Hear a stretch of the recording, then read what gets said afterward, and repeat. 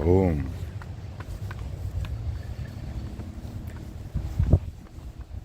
Alrighty, the time has come, and so have I already. Like, that's off to a great start. It is actually rather warm-ish today. I'm not wearing my giant Russian hat. Not that you could see it anyway, but I know for a fact I would be sweating balls in it. Without it, it's a little bit chilly, even in two hoods and a light summer beanie, which I wear now pretty much 24/7. That I'm bald because my head is cold AF. All right, and into my pocket you go.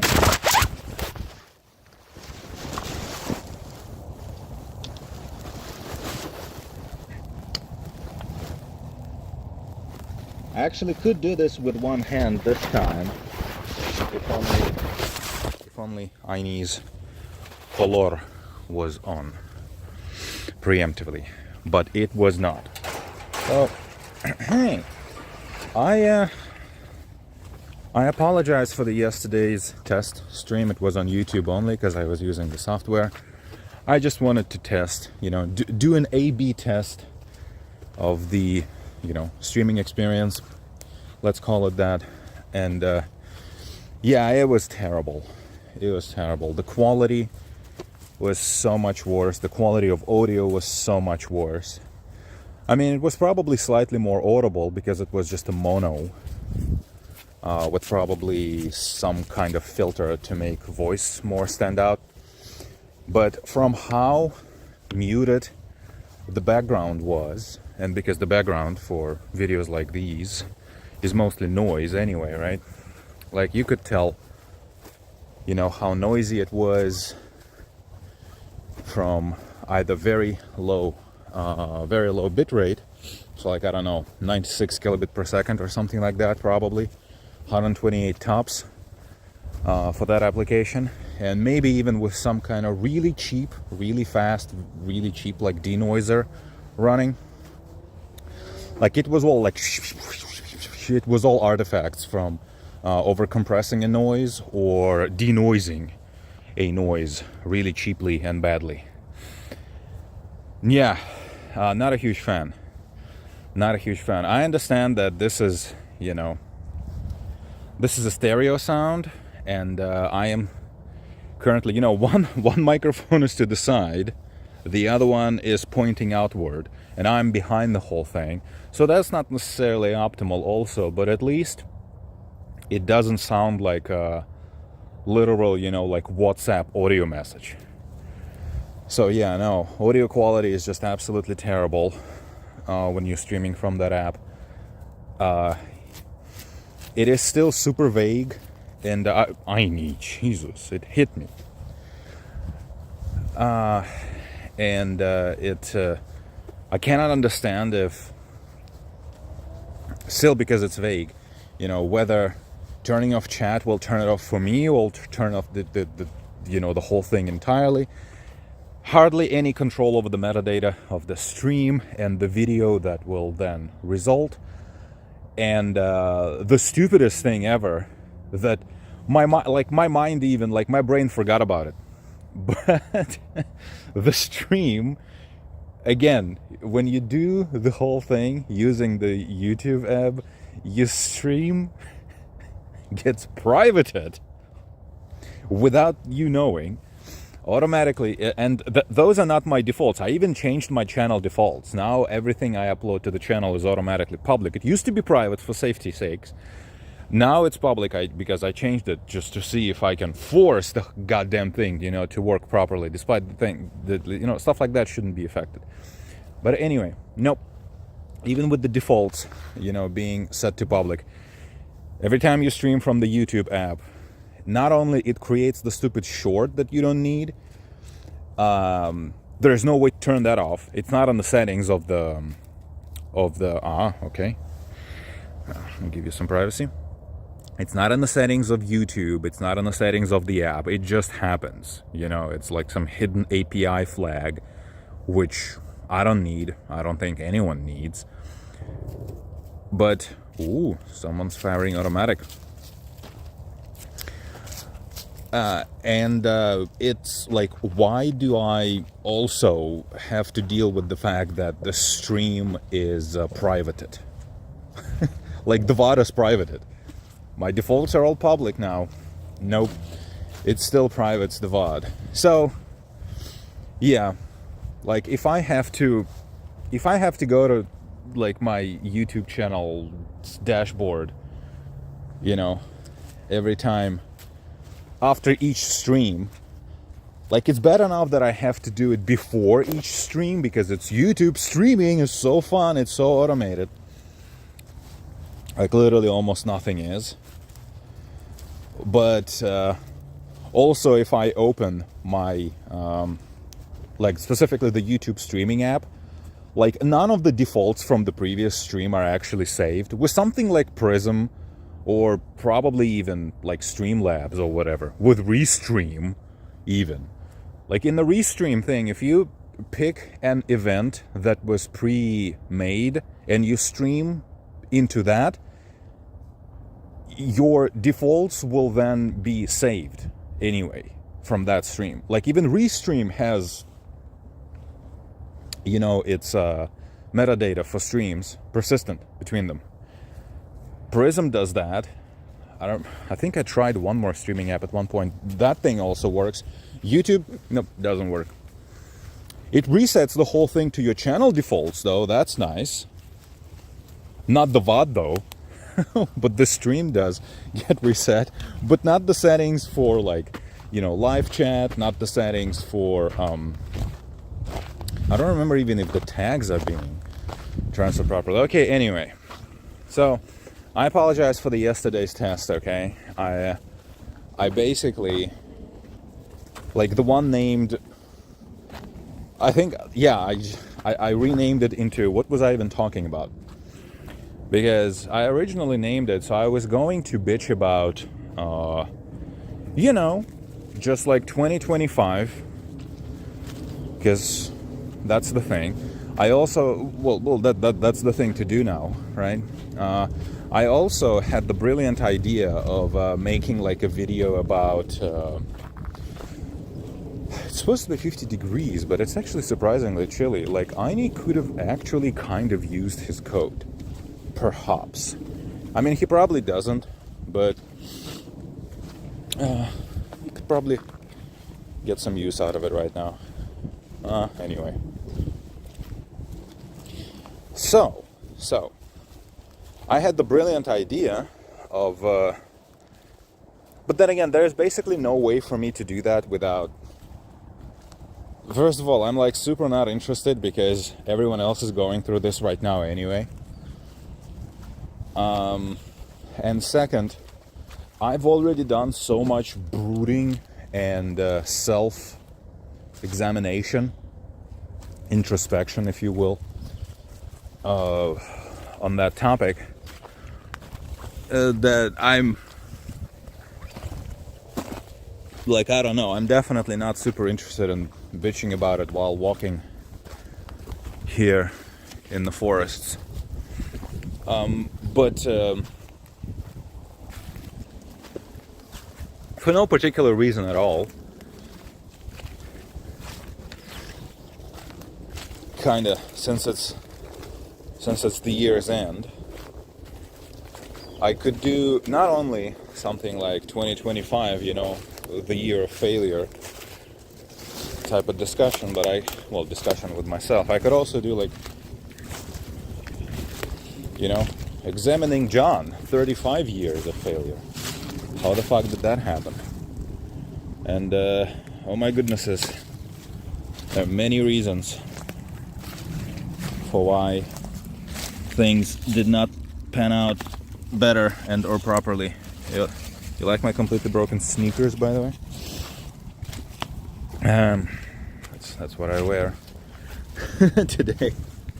Because my proper boots are still in repair. The only alternative would be to wear Crocs, which actually would work in this weather with, like, I don't know, 2 winter socks, perhaps. But I I assumed it would be rather wet today, and it kind of is wettish. So Crocs obviously don't work for that because, there's giant vent holes right over the sole. Yeah, but my channel, even the live portion of it, is obviously not a black pill channel, and there's only one kind of content creator that would make a video like that. I'm a 35-year loser. Duh. And the thing is that you cannot be like a black pill content creator. Like, am I a 35-year-old loser? Absolutely, 100%. But no, I'm not a virgin. No, I don't have crippling social anxiety. No, I have hobbies, I have goals, I am interested in creation. I don't think that life is basically, just a rainbow of copes and rejections. No, I have many other things in my rainbow, So it would be a little bit,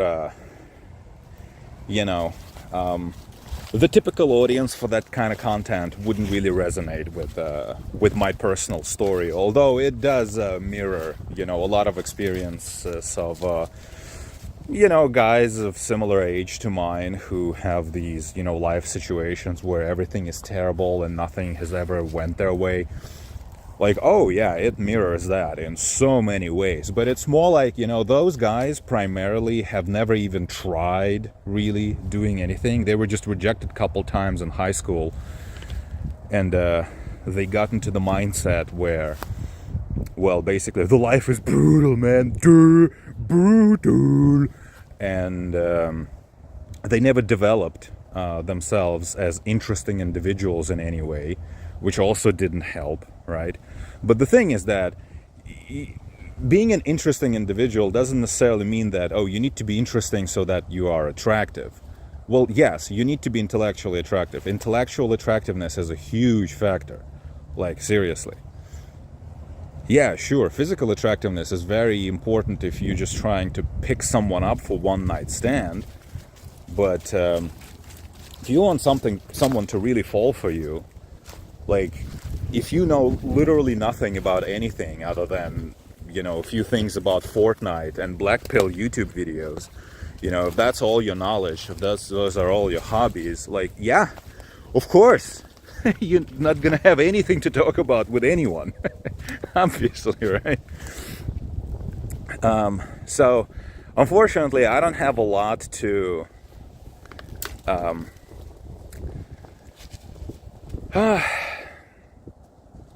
I emphasize, of course, with those people, i.e., I sympathize their situation, but I don't sympathize with them because, sympathy, means similar feeling, i.e., I don't feel the same. I am not in the same situation. Have we been completely misusing, by the way, the word like sympathizer, like Nazi sympathizer or communist sympathizer?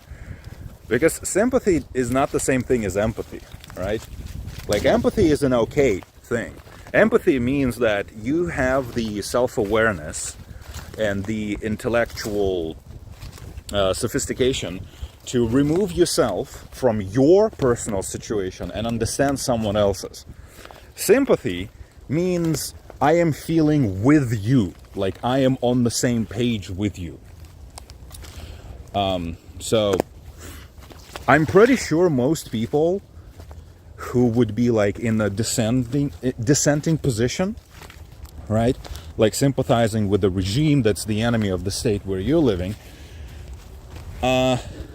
If they were sympathizers, they would be like literal agents, essentially, of that regime, no? Or am I completely misunderstanding the word? I think, basically, the word sympathizer doesn't mean the same. It doesn't come from the word empathy. It doesn't come from the word sympathy. I think it comes basically from the word, like, betrayer. So, just an interesting observation. Maybe that's just me completely misunderstanding the thing. I know that a lot of people don't understand the difference between sympathy and empathy, though. I definitely empathize. And then, like, yeah, man, I get it. I 100% get it. And in a certain sense, you have my sympathy. But the life lessons that you get out of your own kind of like life philosophy, you know, your final analysis of your life situation, I don't sympathize with that at all, because you are just being a defeatist for defeatist's sake. You do the same thing that my grandma does when I try to explain to her how to turn on her laptop. And, you know, 3 minutes in, she's just gonna be, nope, okay, that's too complex, I'm not doing that, I cannot, I'm sorry, I'm done. And I'm like, why? Like, let me just explain to you how it works and you can do it. And she's like, nope, I'm done. And my mom does the same thing with things occasionally. My mom is just as illiterate. Like, my mom would know how to do a thing with smartphone. I once sent her a video on like a Nico Dogars, I think, or something, and like you literally needed to like press a few buttons for the player to even work properly on mobile. And she managed to do it. We discussed the video. We did the book review on it. You know, no, but like my mom wouldn't know how to open like Firefox on a laptop, because I don't think she's ever seen one laptop, I mean, or desktop browser. Yeah, and basically these, you know, 20 to like 35-ish year old self-proclaimed losers, and I mean maybe they are, because I'm not gonna fight any of those guys, you know, because I am a self-proclaimed loser. Not a lot of people actually call me that, because, you know, yeah, I will call myself one. I will be the first one to call myself that. So there's kind of like complete understanding, yeah, with that. Like, yeah, sure, don't be harsh on yourself. Okay, but there is this thing, you know. One thing is not being harsh. The other is, you know, being truthful. And truth, you know, speaks words to power. And I'm not going to debase myself by pretending that everything is fine. Everything is fine. No, it's not. All right. So yeah, the whole idea, you know, of like, nope, everything is gloom, everything is done, it's over, it never began, you know, that whole approach, it's purposely defeatist. It's perfectly defeatist, and also it's a I thought those were cops there. I thought I saw like blinking lights of red and blue. No, it was just a car reversing. Okay, anyway. I was like, oh wow, that's Norman Jayden, FBI is there investigating a crime scene. Pooch, come on, let's go back. Trespassing, just FYI. Oh, by the way, like I wasn't thinking about that. And there are cops there, we're trespassing. Well, we're only semi-trespassing, first of all. Second, no, I wasn't thinking about that. Okay, let's go. We're not trespassing, we are doing our neighbors a favor by, you know, patrolling this territory, seeking enemies out. You know, rabbits, deer,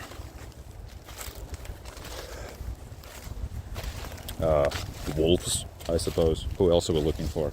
Poop, a lot of poop. We're looking for that because we need to eat it desperately. Yeah.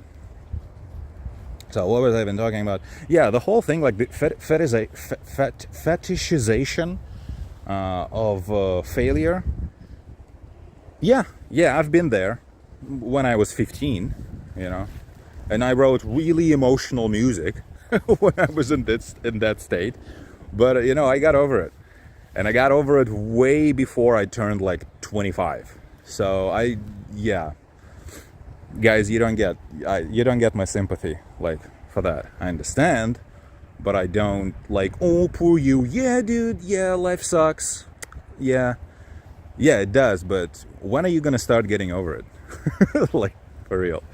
So yeah, I'm not gonna make 30 years of failure type of video for myself, but to cut it short, my 20s were absolutely wasted, but not on cope maxing, not on hobby maxing or whatever.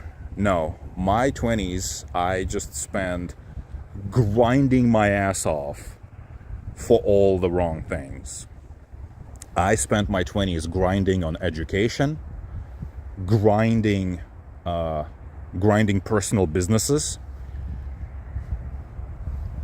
probably at least literal full time or worth of time, like an entire like year worth of full time like effort, like employment style mental strain.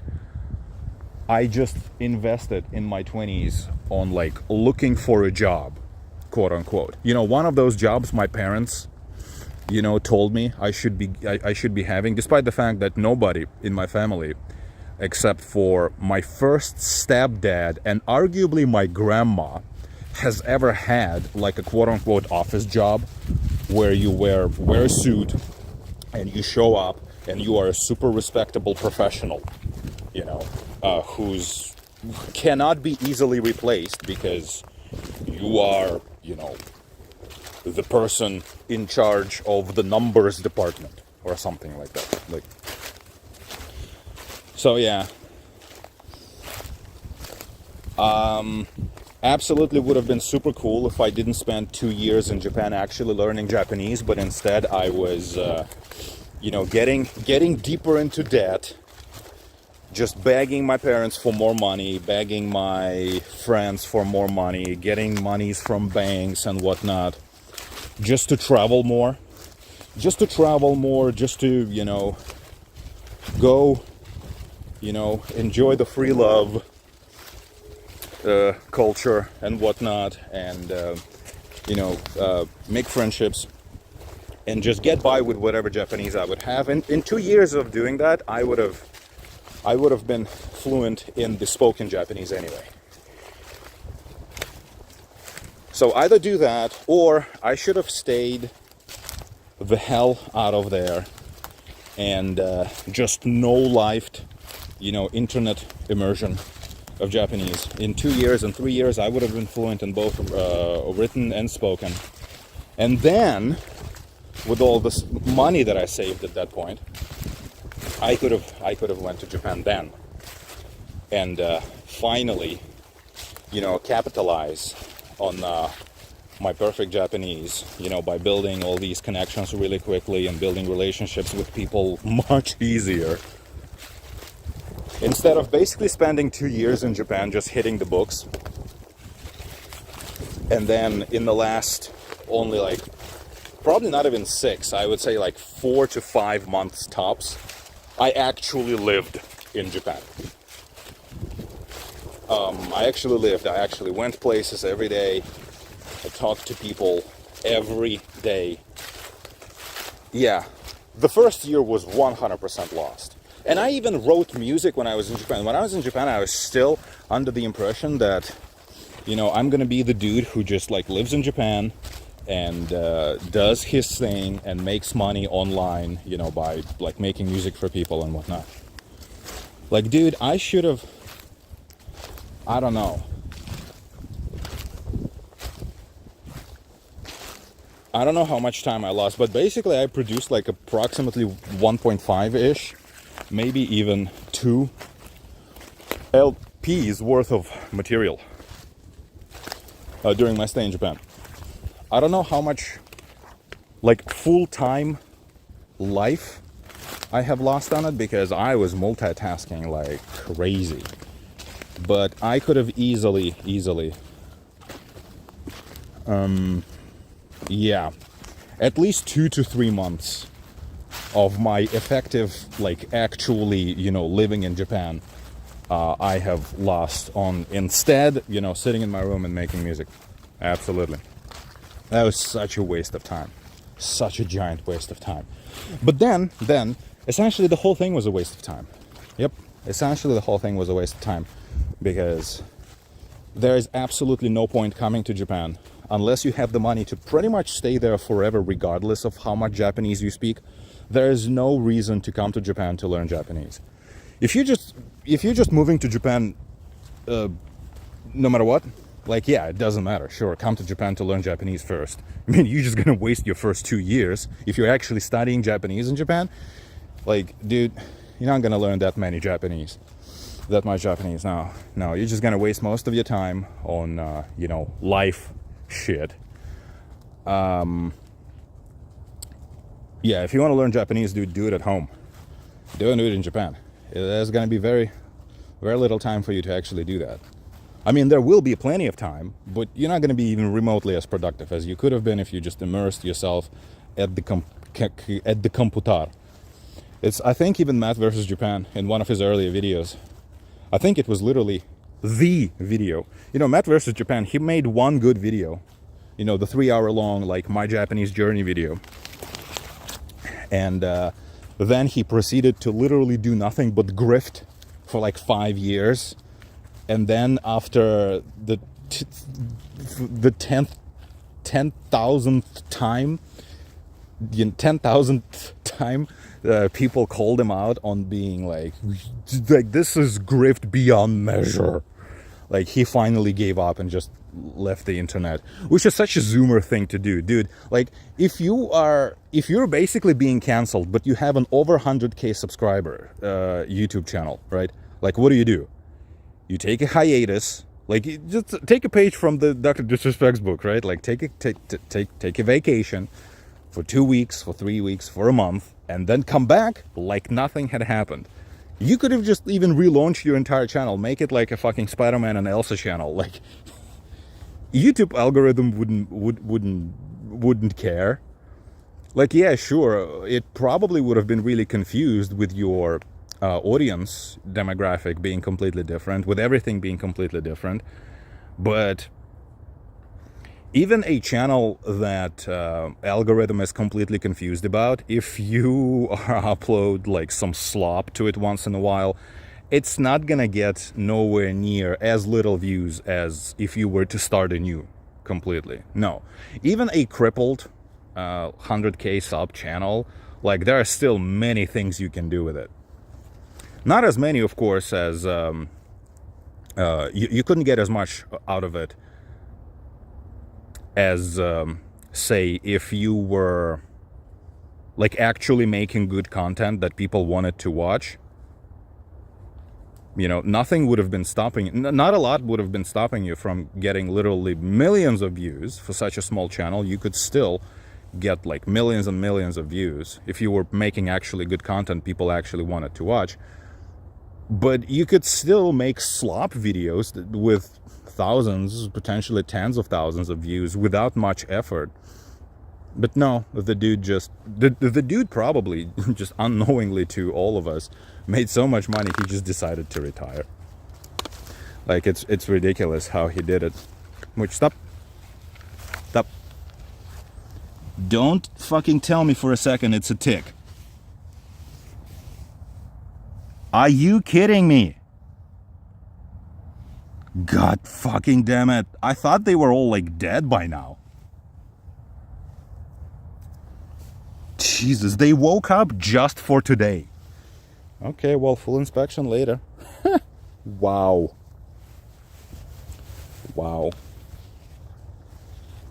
Ridiculous. Those assholes. Come on, Trude.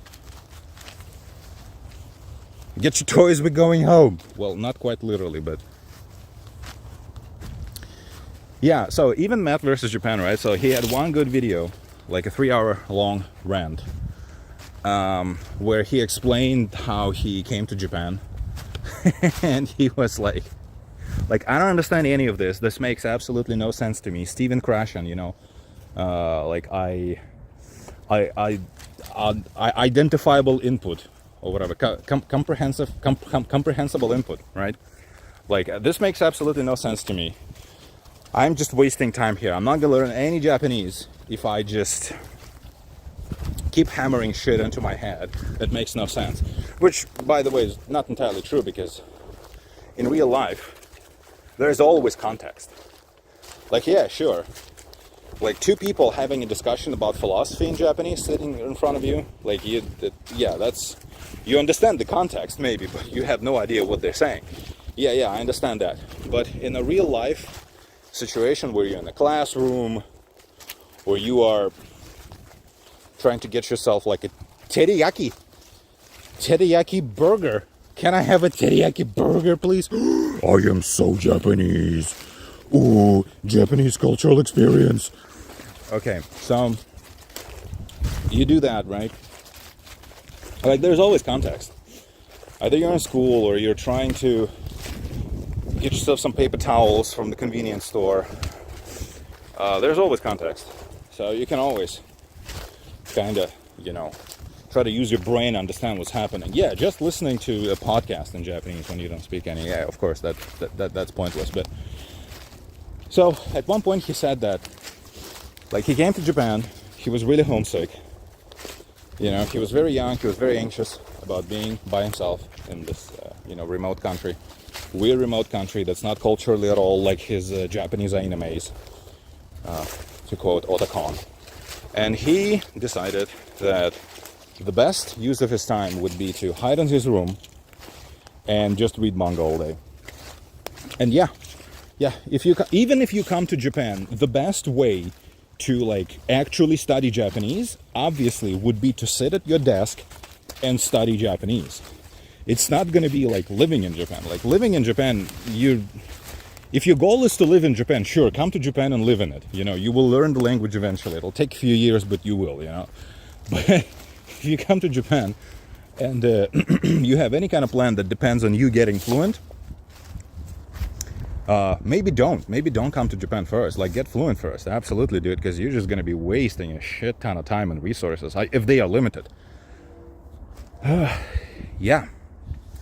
So that would have been nice. That's like 2 years in my 20s that I basically just threw away, because what I ended up doing, I ended up coming to Japan, learning probably not even half as much Japanese as I could if I just stayed the fuck home, and coming back.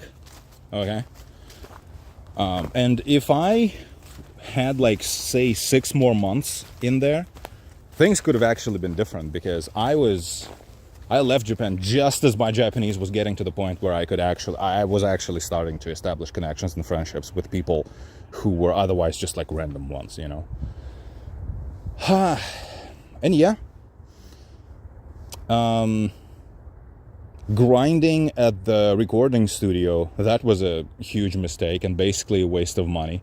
In the end, I ended up losing almost all of the money. I got some of it back eventually when I split from my studio, when my partner tried to fuck me over, and he did, essentially.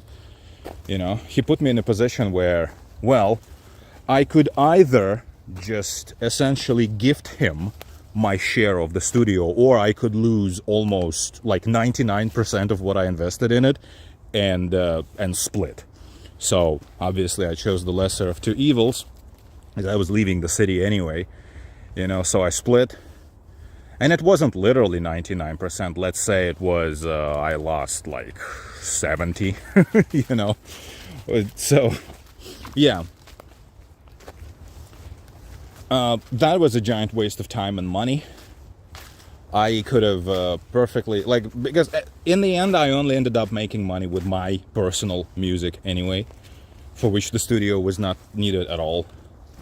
None of my band projects has ever earned any money, and the studio itself, for me personally, never brought me any money, except for to my partner it did. That motherfucker pocketed well, before I split, he was pocketing money, basically paying himself like a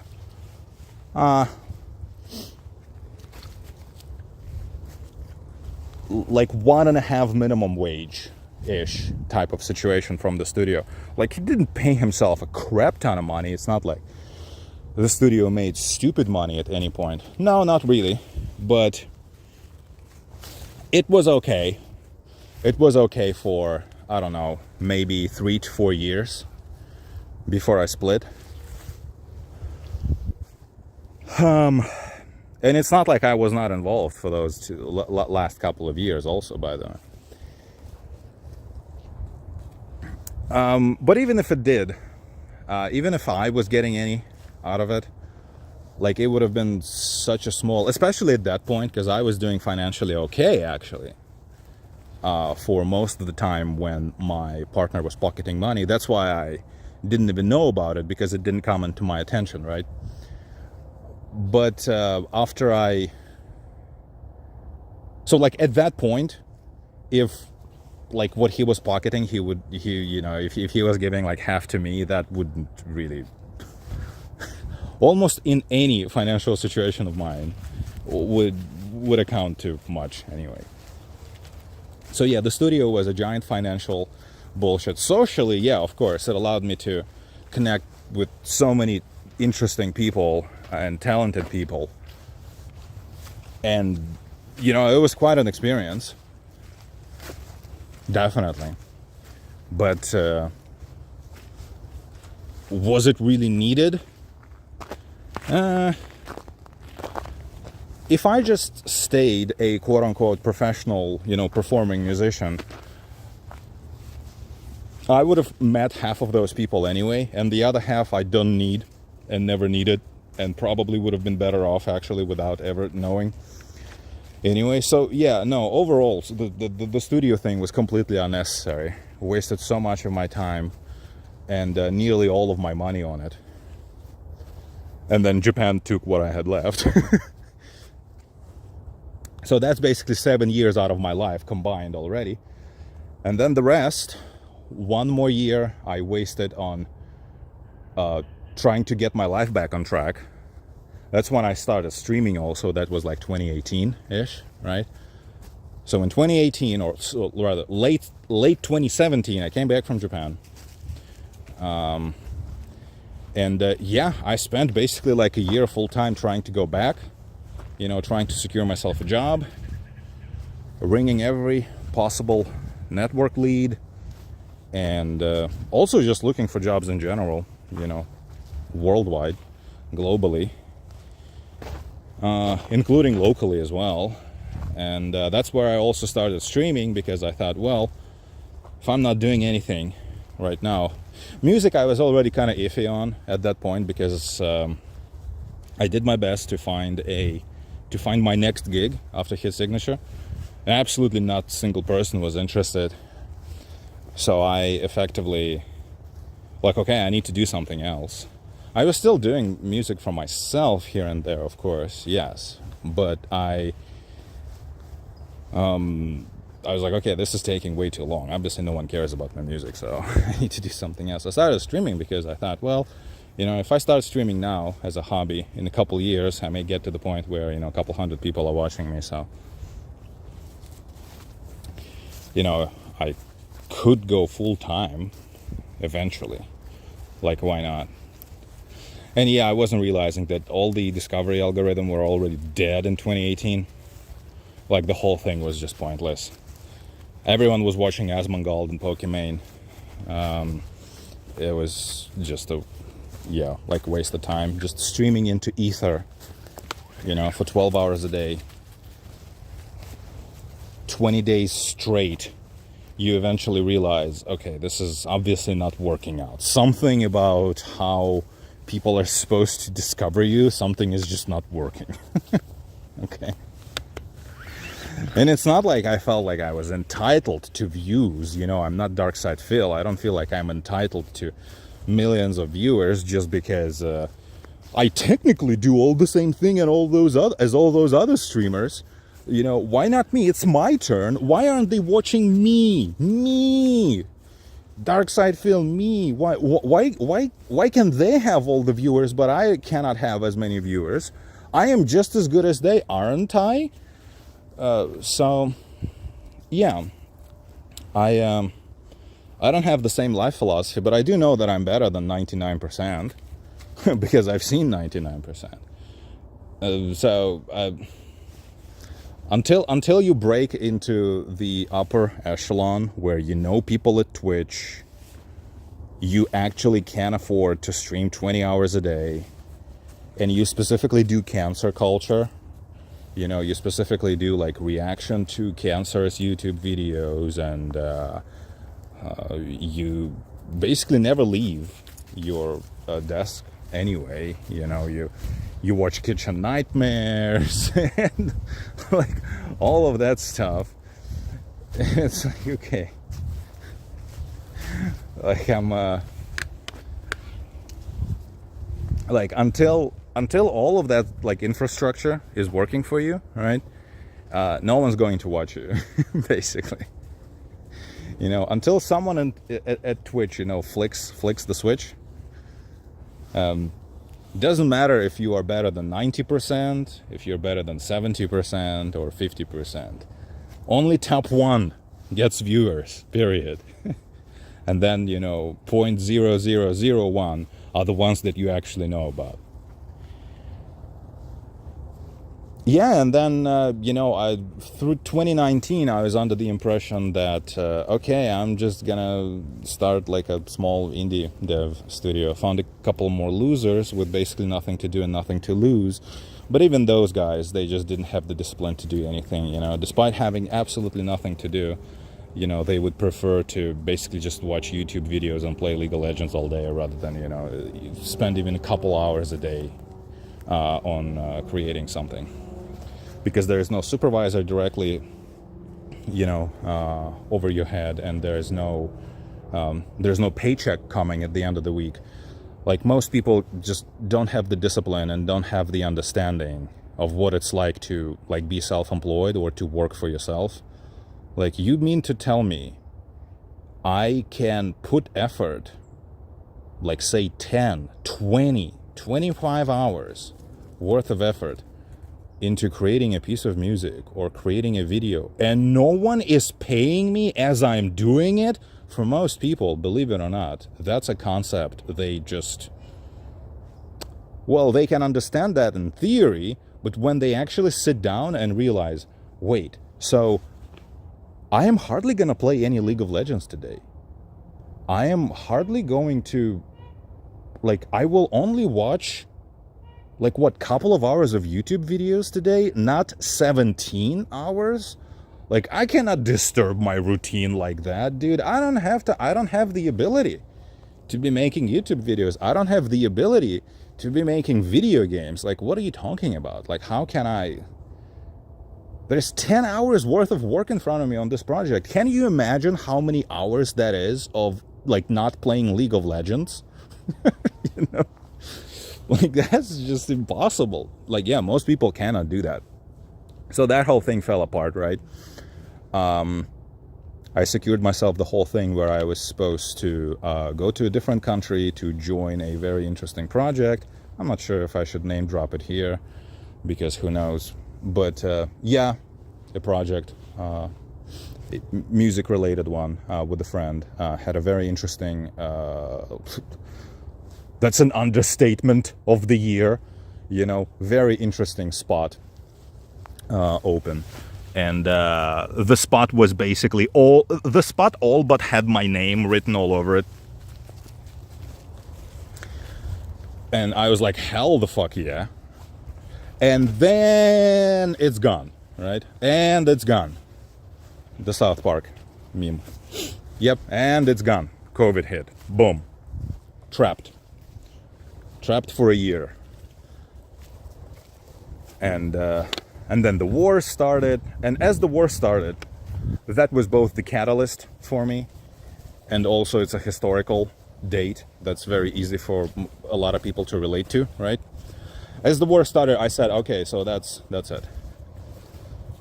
So the war in Ukraine, so Russia can attack Ukraine, but I cannot leave the country.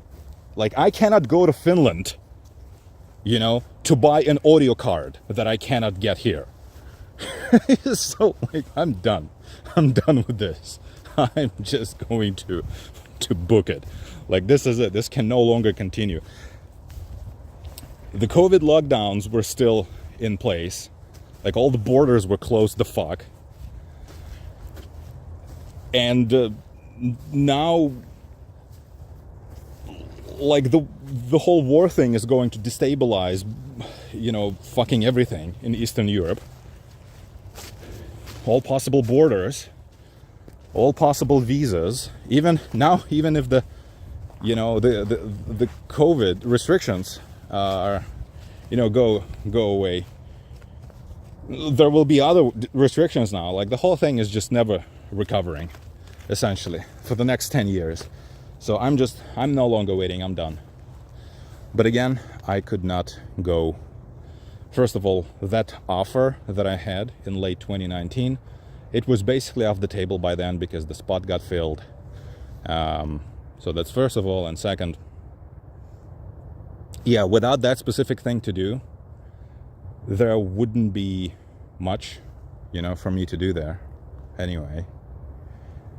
And I had no idea how to legally get there also, with all the borders being closed.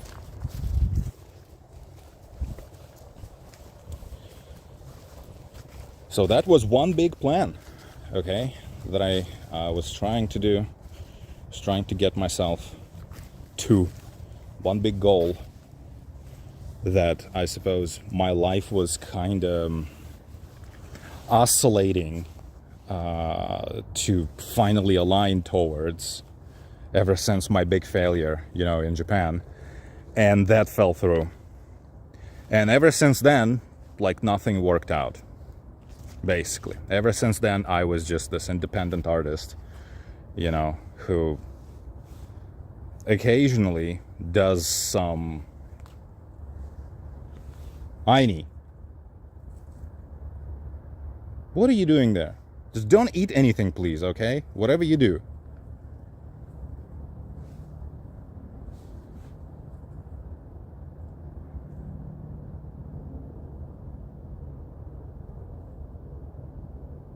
Okay. Yeah, so since then I did waste a couple more years of trying to turn myself into a normie, but the world by then, since 2020, has completely transformed itself into this, parody of everything.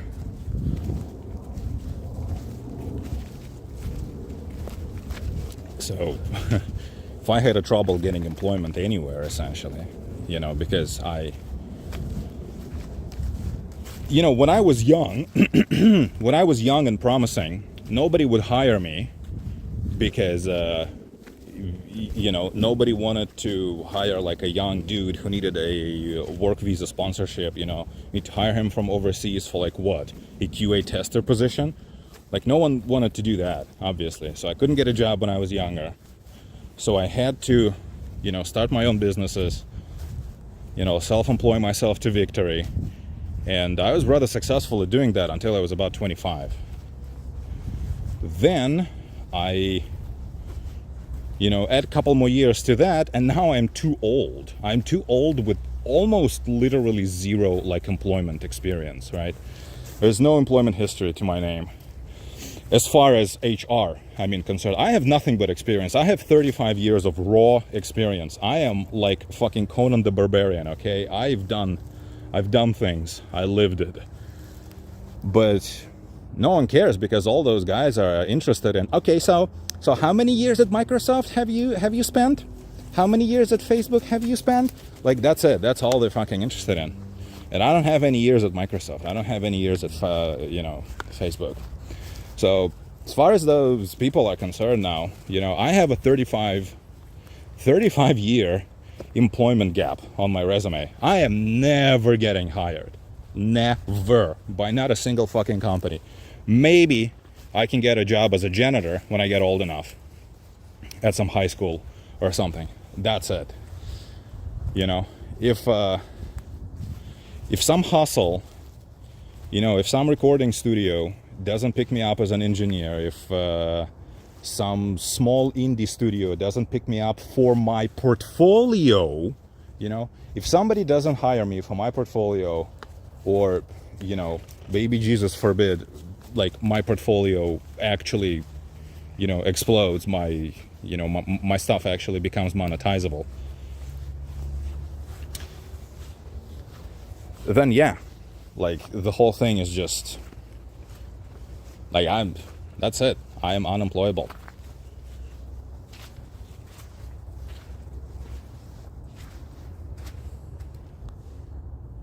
Yeah.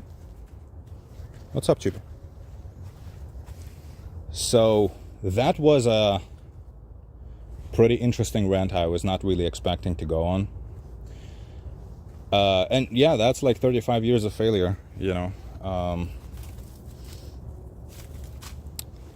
I was born in 1990, so yeah, 2025, 35 years of literally, that's it, the year's over. So that's how you get there. That's how you get there. The system tells you, oh no, fuck off. Like you are like, no, we don't want you. We don't need you. We're going to go, hire some boomer we know, or Gen Xer, that we know. No, we don't need you. And then you apply later with like a shit ton of experience and a giant portfolio of things you've done.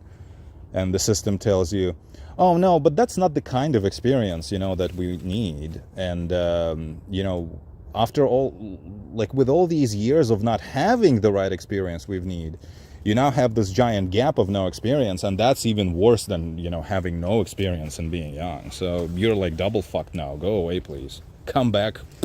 Well, never. Wow. Pooch, where are you going? Don't pull me like that.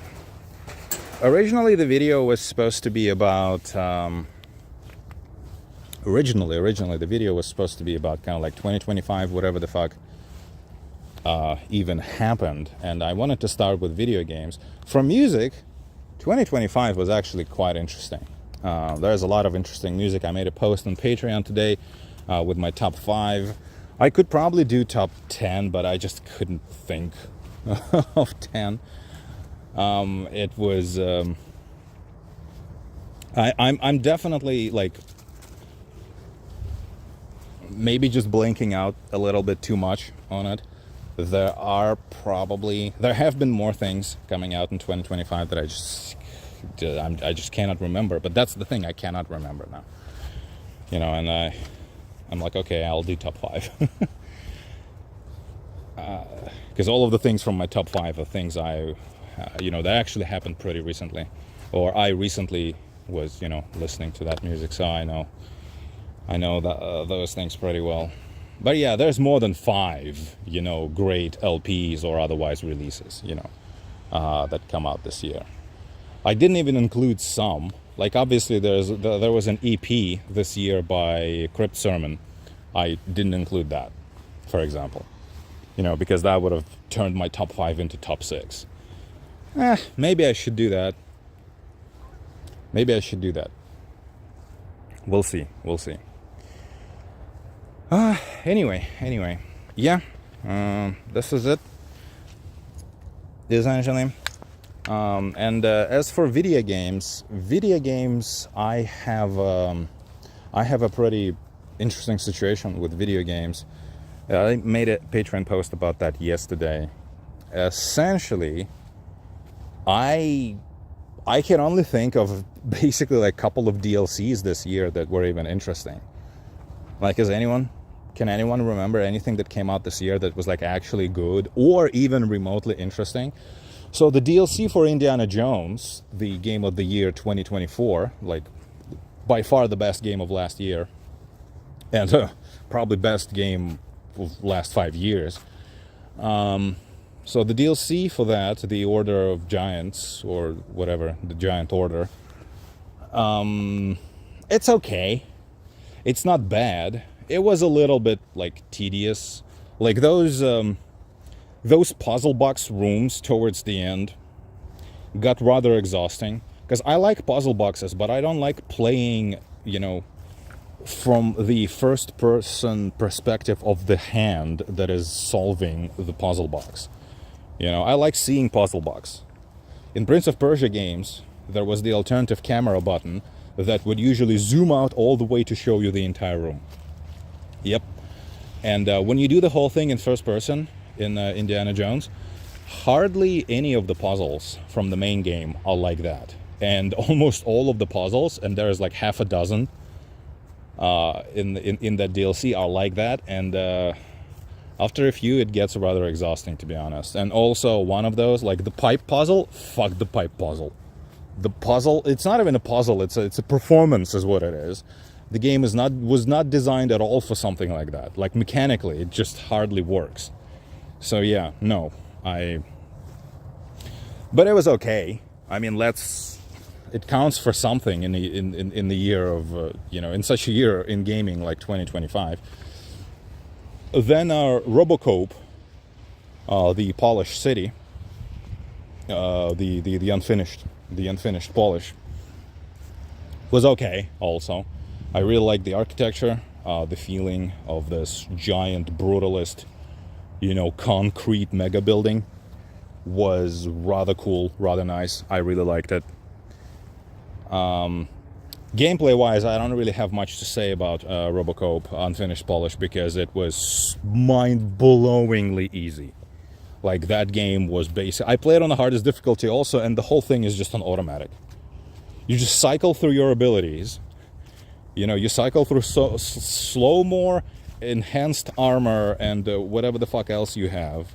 The sonic blast, the kinetic blast thing, can also, like, obviously fully upgraded kill everyone. You get so many points in that DLC. You can very quickly get all of that stuff.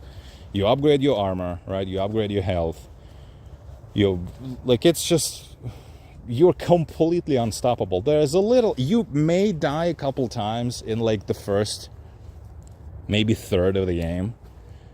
I guarantee you're not dying even a single time in the second half, other than maybe to like some kind of like WTF, situation.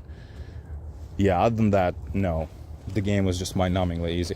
We have Ninja Gaiden 4. Ninja Gaiden 4 is fine. It's, in theory, something that should be very exciting. But first of all, I have lost faith in Platinum long ago because Platinum had turned itself into a shovelware developer that periodically gets to make something they claim they actually wanted to do all along. And we're all supposed to be excited for it because, okay, that one game is the real Platinum Games game. And it's like, okay, what about Babylon's Fall? Was that not a real Platinum's game?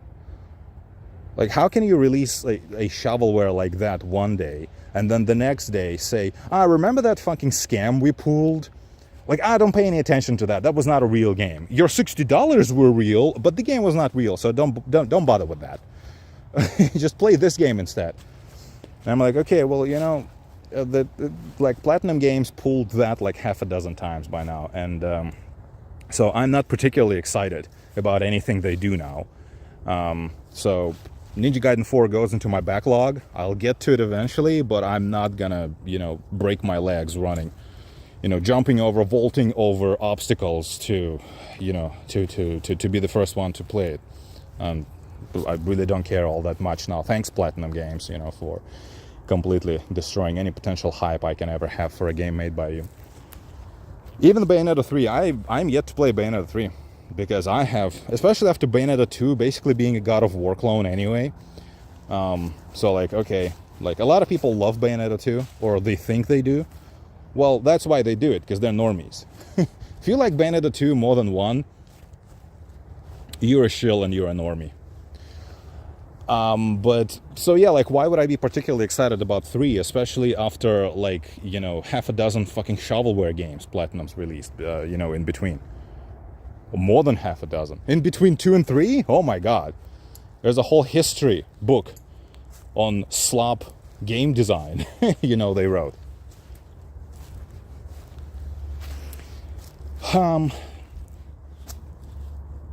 Mecha Break is another game I mentioned.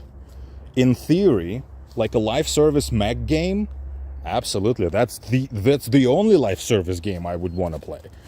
And well, for a live service game, it's obviously really, really fucking cool. But the question is, what are you gonna do about it? It's a live service game. It's a live service game, meaning it will, first of all, not be around even remotely in the state it is right now. If you love it right now, you better enjoy it, because it's going to be gone in a year. It'll be a completely different game, replacing this one just with the same title and maybe similar UI. But other than that, it'll be a completely different game. If not in a year, then in 2, right? And then in 3, it'll be gone completely, entirely. You know, service will go offline and the game will no longer be playable. So for what it is, it's nice, but it's a live service game. I cannot judge it as a game. It's like, remember in 2017 or 18, whenever I made this video, I was playing MGS in its opening. I think it's the same. I think the video is called Wrapping Things Up. I think it was a video about my canceled video on Ryuga Gotoku 7. Because I started writing the review for Ryuga Gotoku 7 and I just gave up like 80% through. I just couldn't finish it because the game was so boring and meaningless. I just couldn't bring myself to finish the review. Like, after I was done with the game, I was so exhausted with just the sheer pointlessness and stupidity of it. And the stupid, like, fake, phony, giddy excitement the entire industry had about that game made it even more disgusting to me. Oh, Ichiban is so funny. Oh, he's so funny. Oh, look at him. Oh, look at his hair. Oh my god, he has a perm. Oh, he's so funny. So funny. No, I didn't feel that at all about the game. I felt it was very forced funny. It was very forced, giddy, forced, like, quirky. Ooh, look how quirky they are. They all quirky. Ah, he's so weird and quirky. Ah, he's so cute. Ah, he's so funny. Yay, Japanese humor. I get it. I understand Japanese culture. Yay, cultural experience. Japan. I love Japan. Never played a Ryuga Gotoku game before in my life, but this one I really love. This one might be the best. Yes, this is the best. The only one I played, but this one is the best. Absolutely. 10 out of 10. IGN. Boom. And I just couldn't finish it. The review, I mean. I did finish the game, I could not finish the review. I was just like, I cannot talk about this game anymore. It's just too boring. There are only so many ways. Because there is the same thing you can say about every single aspect of that game. It's bad. It's not good. It's mediocre at best, right? And it's like, it's passable. It is extremely iterative, not only of, certain mechanics from the previous Ryuga Gotoku games, it's iterative of the entire fucking Japanese video game industry. Like, maybe 40 years into it, it's time to change a few things. No? What do you think? Maybe not even necessarily changes, and like, I don't, like, if something is good, don't throw it away, but maybe we could mix things up. Somewhat. Anyway, so yeah, and I opened that video, right, basically saying this is going to be a bit of a, bit of a mess of a video, because this is where I put my, it's essentially a podcast, but the main bulk of the podcast will be my unfinished review of Ryuga Gotoku 7, and I started the whole thing with actually a really long segment. I think it was over 30 minutes long. So, for a video that's hour and a half, a third of it is not even, it's supposed to be mostly, my unfinished review, and I just wanted to make a quick intro talking about the, like whichever year it was, 2019 in gaming or something like that, and it was just not, it was 2018 probably. Anyway, I could hardly name any good games that year. My game of the year was Bayonetta/Vanquish, re-release for PS4. And I also, with the question mark, I put Genshin Impact on there, because that's the year Genshin came out. And I was like,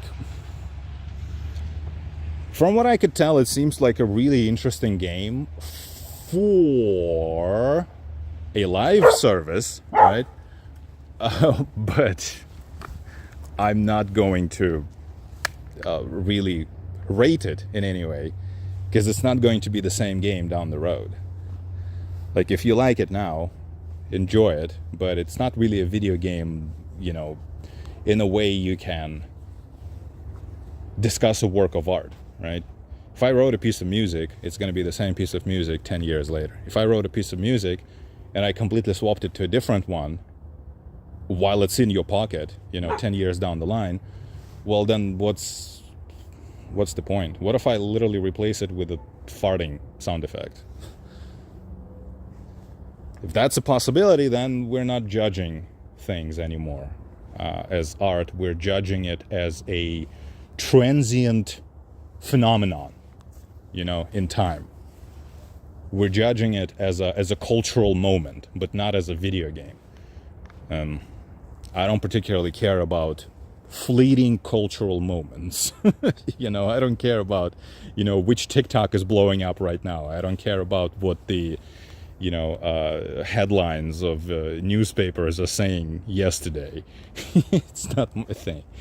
I cannot be like, oh, dude, Genshin Impact is so great, you gotta play it right now. Well, if you feel like you gotta play it right now, you can, but I'm not gonna put it in the same, in the same list as video games I analyze this year, for being, worthy or not of anyone's time. So Mecha Break is in the same situation. It's nice, but it's not a really game. It's a live service, and I'm no longer calling live services games. I'm sorry. It's just a question of principle. Okay, that's it then. As you can see, or cannot. Okay.